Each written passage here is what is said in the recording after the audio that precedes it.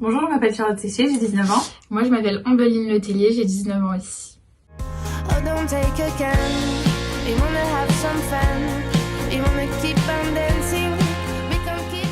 J'ai fait une terminale générale avec les spécialités littérature anglaise et géopolitique. J'ai abandonné SES en première. Et moi, j'ai fait une terminale STHR, donc sciences et technologies de l'hôtellerie-restauration. C'est un bac techno. Et j'avais pas de spécialité. Donc cette année, on est en deuxième année de BTS MHR, Management en hôtellerie-restauration, à Tours, à l'école hôtelière Notre-Dame-la-Riche.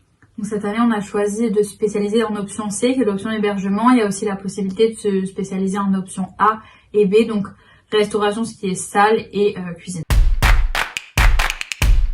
Alors nous, notre formation, elle vise en fait à nous former en tant que manager dans le monde de l'hôtellerie-restauration.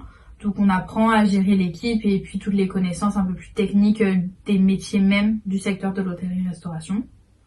Au niveau des cours, on a des matières assez générales, donc comme LV1, LV2. Et après, ce sera, on a entrepreneuriat et pilotage de l'entreprise hôtelière, on a du marketing, de la culture générale, de l'anglais aussi professionnel. Et après, notre spécialité, donc en deuxième année. La première année, on fait les 3 spécialités, donc service, cuisine et hébergement, qui visent à travailler plutôt dans des hôtels. Et donc en deuxième année, on abandonne les 2 spécialités qu'on veut pas et on garde notre spécialité pour l'examen en fait. En fait, un jour par semaine, dans les 2 années, on a un jour de travaux pratiques de TP. En première année, en fait, on varie, on peut être en cuisine, on est en salle, en fait, on est dans un restaurant d'application. Et la deuxième année, on est dans notre spécialité vraiment. Donc nous, on fait des travaux pratiques en hébergement avec un hôtel d'application. Donc au niveau de la notation, on est noté donc un peu comme au lycée, on a des bulletins par semestre, on a des DS sur table assez régulièrement. Et après on a en première année on a un BTS blanc pour nous entraîner à l'épreuve, et en deuxième année aussi on a des BTS blancs pour nous entraîner à la fin de l'année, comme notre examen il est au mois de mai. On a des examens oraux et également écrits. Au niveau du travail personnel, la première année, moi je sais que j'ai beaucoup travaillé, peut-être plus que toi, parce que comme Ambeline est issue d'une formation hôtelière, elle a juste suivi en fait le cursus, et moi j'ai intégré une formation générale. En hôtellerie, normalement, on a une année de mise à niveau à faire avant d'intégrer le BTS. Nous, dans notre établissement, on avait un cursus qui permettait, en ayant en fait un jour de cours en plus dans la semaine, qui était pour moi le mercredi, on pouvait rentrer directement en première année, juste on avait plus d'heures de cours, donc ça m'a demandé un peu plus de travail personnel. En deuxième année, ça va. En fait, l'hôtellerie, c'est beaucoup de pratique. En fait, étant donné que on abandonne quand même 2 matières, donc qui ne sont pas nos spécialités, ça nous fait une densité de cours beaucoup moins importante qu'en première année. Et comme on est vraiment consacré à notre spécialité, donc c'est ce qui nous plaît, au final ça fait beaucoup moins de cours et beaucoup moins de charges de travail aussi que la première année. Puis l'hôtellerie, c'est de la pratique, et entre la première et la deuxième année, on a une période de stage. Donc en fait, on apprend énormément de choses en entreprise, et la deuxième année, c'est plutôt réinvestir ses connaissances. Et c'est ça en fait pour l'examen également. Donc les métiers auxquels on a accès en sortant de la formation, ils sont super nombreux. Nous, comme on est formé à être des managers, on va viser des postes un peu plus à responsabilité. Donc par exemple, on a directeur de l'hébergement, directeur général de l'hôtel à terme, assistant de direction, front office manager, assistant chef concierge. Mais on a aussi les métiers de début, donc comme réceptionniste, comme concierge. Qu'est-ce qu'on a d'autre comme métier ? Après ça c'est spécifique à notre spécialité que nous on a choisi, parce qu'on est toutes les 2 sur l'option hébergement.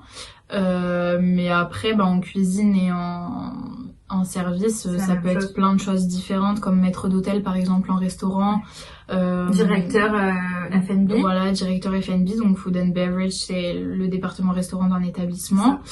Et en cuisine ça peut être commis, encore non commis en sortant de notre formation, chef, sous-chef, voilà des postes en tout cas assez élevés comme on sort d'une formation de management. Après, ce qui est bien, c'est que comme on a aussi du management, on est formé au management, au marketing, même si nous, c'est visé sur l'hôtellerie et la restauration, c'est assez global, c'est-à-dire qu'on nous donne les clés pour manager n'importe quelle entreprise et pas forcément dans le secteur d'activité de l'hôtellerie-restauration. Donc après, ça nous ferme pas de porte. Si c'est ça, si à la fin de notre diplôme, on a envie de partir sur un autre secteur d'activité, c'est pas un problème. Parce qu'au final, on est formé à gérer une entreprise, qu'elle soit d'hôtellerie-restauration ou non. Donc après notre formation, on aimerait toutes les deux continuer sur un bachelor, donc pour accéder à un bac plus 3.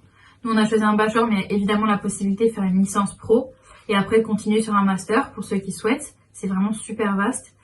Nous, notre bachelor, il serait en fait sur, encore une fois, le management d'un établissement hôtelier dans le secteur de l'hôtellerie de luxe spécifiquement. Pour après accéder, pour ma part, mais je sais que c'est pareil pour Ombeline, au poste à terme de directrice d'hôtel. Bien sûr, il va falloir passer quelques étapes avant. Après, ce qui est bien aussi dans ce secteur d'activité, c'est que c'est un secteur qui est fait d'opportunités. En fait, il y a une diversité de métiers incroyables qu'on connaît pas forcément, parce qu'il y en a vraiment énormément. Donc c'est vraiment une question de réseau et d'opportunités. Ça se fait au fur et à mesure du temps. Donc voilà, donc à terme ce serait un poste de manager, mais voilà, on verra ce que ça nous réserve. Alors notre ressenti par rapport à notre formation, donc nous deux, je pense qu'on est passionnés parce que de toute façon pour faire de l'hôtellerie il faut être passionné, c'est un métier de passion, c'est un métier qui prend beaucoup de temps. Ce qu'on aime beaucoup sur notre formation, c'est qu'en fait tout ce qu'on voit en cours on va l'appliquer dans la semaine qui suit, pendant nos travaux pratiques. Même pendant nos stages. Exactement, ça nous a permis de quand même faire 4 mois de stage d'affilée en un seul bloc, ce qui est très très rare généralement en BTS, que ce soit en hôtellerie-restauration ou pas d'ailleurs. Mais nous, ça nous a permis de faire ça, donc de pouvoir partir 4 mois, d'avoir l'opportunité de partir à l'étranger, ce qui est très important aussi en hôtellerie, parce que les langues étrangères sont très importantes, et les autres cultures également. C'est hyper enrichissant et ça nous permet d'énormément voyager, donc c'est ça qui est bien aussi. Donc voilà, les avantages de notre formation, c'est ça, c'est que c'est professionnel mais aussi théorique et ça nous permet de chaque semaine appliquer ce qu'on a appris sur l'étape d'école, sur les chaises d'école et pouvoir avoir le contact avec le client même à l'école en fait. Ouais, c'est ça, des fois c'est un peu frustrant même, je sais qu'au lycée d'apprendre et on comprend pas pourquoi on apprend ça. Là on apprend et le jour d'après on l'a mis en pratique et même pendant notre stage on a vu tous nos cours et on a tout réinvesti. Et c'était super d'être même au contact de clients qui viennent de partout dans le monde. On découvre des nouvelles cultures tous les jours. Créer du lien avec les clients, c'est super. Pouvoir faire ressentir, en fait, c'est pouvoir faire vivre une expérience aux clients, c'est le but de l'hôtellerie. C'est ça qu'on aime, je pense, toutes les deux dans notre formation.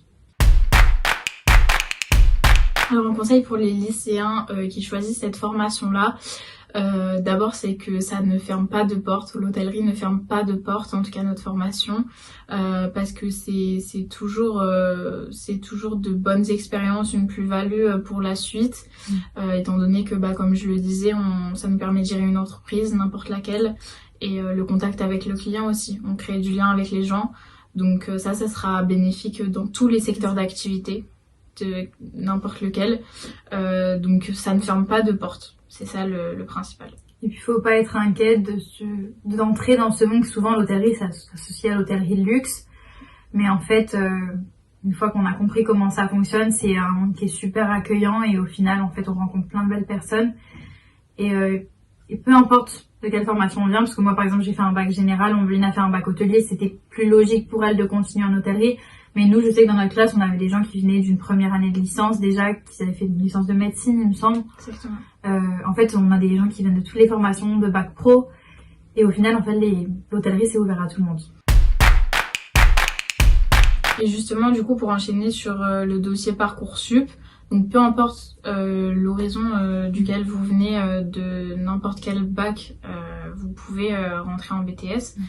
Donc forcément ça sera pas les mêmes, par exemple les bacs technologiques, hôtellerie et professionnels, n'ont pas eu d'année de période de mise à niveau, alors que des personnes qui n'étaient pas du tout issues d'une formation hôtelière avant en ont eu une, mais c'est pas une fin en soi parce que ça se fait très bien et au contraire c'est bénéfique en fait parce que ça permet d'apprendre plein de choses et de pas être en retard après sur la suite surtout. Et c'est super enrichissant de travailler avec des gens qui viennent un peu de tous les parcours en fait, d'en apprendre. Exactement. Moi j'ai adoré apprendre ce qu'Ombeline avait fait au lycée, ce que mes camarades ont fait qui était différent aussi.